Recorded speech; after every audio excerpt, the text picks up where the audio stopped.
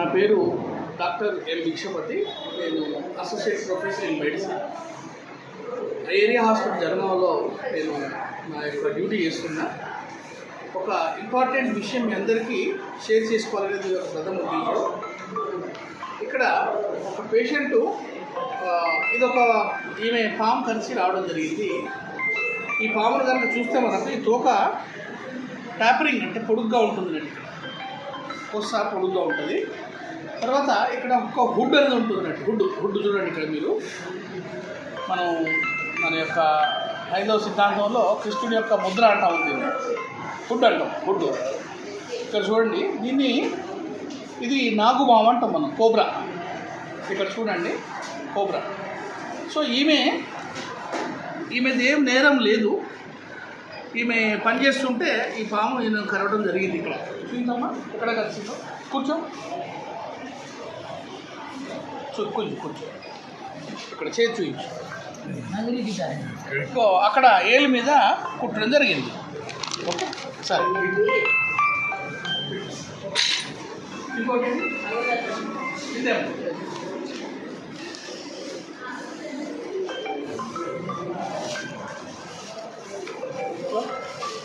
ఈ phone తీయమ్మా.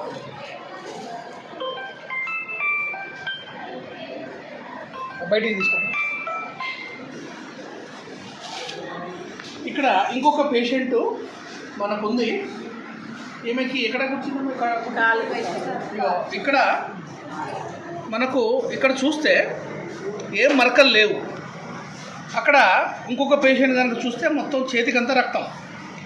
Even కుట్టిన పాము కనుక చూస్తే అన్ని కట్లు ఉన్నాయి దీనిపైన. ఇది చూడడానికి చాలా తక్కువ పొడుగుంది, ప్లస్ కట్లు ఉన్నాయి. సో దీన్ని మనం ఏమంటాం అంటే క్రైట్, లేకపోతే కట్ల పాము అంటాం మనం. ఈ రెండు చనిపోయిన పాములు వీళ్ళు కుట్టగానే తీసుకురావడం జరిగింది. సో దీని గురించి భయపడాల్సిన అవసరం ఏం లేదు. డెన్ ఫ్రెండ్స్, యాజ్ ఎ డాక్టర్గా మీకు కొన్ని విషయాలు నేను షేర్ చేసుకోవాలనుకుంటున్నా. ఏంటి ఆ విషయాలంటే, ఎండాకాలం నుండి వర్షాకాలం వచ్చేప్పటికీ బొరియలలో ఫర్రోసులలో ఉన్నటువంటి పాములు బయటకు వచ్చే అవకాశం ఉంది. వాతావరణ మార్పిడి వల్ల, వర్షం వల్ల ఆ చల్లదనానికి వస్తుంటాయి. పంట చేనులలో కూడా వచ్చే అవకాశం ఉంటుంది. సో ఎవరైతే రైతులు, మాన్యువల్ లేబరర్స్ ఎవరైతే కూలికి పోతారో వాళ్ళు దీని బారిన పడే అవకాశం ఉంటుంది. మనకు ఈ రెండు పాములతో పాటుగా మన దగ్గర రక్త పెంజర కూడా ఉంది. రక్త పెంజర చాలా తక్కువ పొడవు ఉంటుంది, కొద్దిగా లావు ఉంటుంది. ఆ తల మాత్రం త్రిభుజాకారంలో ఉంటుంది. త్రిభుజాకారం. ఈ మూడు చాలా ప్రమాదకరమైనటువంటి విష సర్పాల కింద పరిగణిస్తాం మనం. ఇక్కడ మనం రొటీన్గా మనం చూస్తే మాత్రం ఏంటంటే, ఆ కుట్టిన ప్రాంతంలో జనాలు కాట్లు పెట్టుడు, దారం కట్టుడు, పసుపు పెట్టుడు, పెండ పెట్టడం మేము సగటుగా చూస్తున్నాం. దయచేసి ఇటువంటి పని ఏం చేయకుండా అతి త్వరలో ఆ కుట్టిన భాగం ఏదైతే ఉంటుందో కదిలించకుండా అతి త్వరలో మీరు హాస్పిటల్ కనుక తీసుకొస్తే, ఇక్కడ మీరు చూడండి, ఈమెకు చాలా కాస్ట్లీ ఉన్నటువంటి యాంటీ స్నేక్ వినం ఒక 10 వైల్స్ మనం ఇస్తున్నాం. ఇంతవరకు మన ఏరియా హాస్పిటల్లో కొన్ని వందల పాముల కాట్లు, తేలు కాట్లు, తర్వాత పాయిజన్ తాగిన కేసులు కూడా చాలా చక్కటి వైద్యం మా శక్తి కొద్ది మేము ఇవ్వడం జరుగుతుంది. అండ్ సక్సెస్ రేట్ చాలా బాగుంటుంది. అయితే ఎవరైతే చనిపోతున్నారో వాళ్ళు ఆ మంత్రం వేయడానికి ఇమీడియట్గా మంత్రాల దగ్గర పోతున్నారు.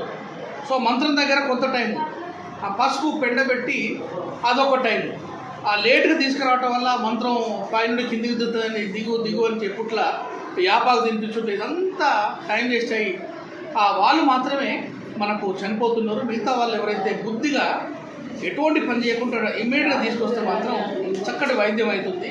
సో మళ్ళీ నేను చెప్పేది ఏంటంటే, పాము పుట్టిన ప్రాంతంలో ఏం పని చేయకుండా అతి త్వరలో తీసుకురండి.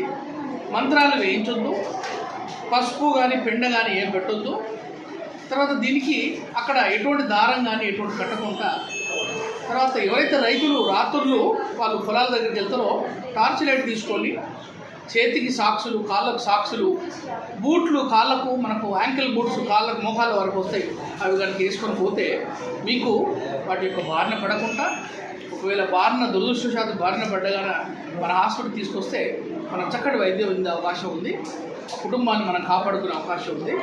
సో ఇదందరి మ్యాక్సిమం జనాలకు షేర్ చేసి మీరందరూ దీన్ని మోటివేట్ అయిపోతారని నేను ప్రార్థిస్తున్నా. జై హింద్, జై భారత్.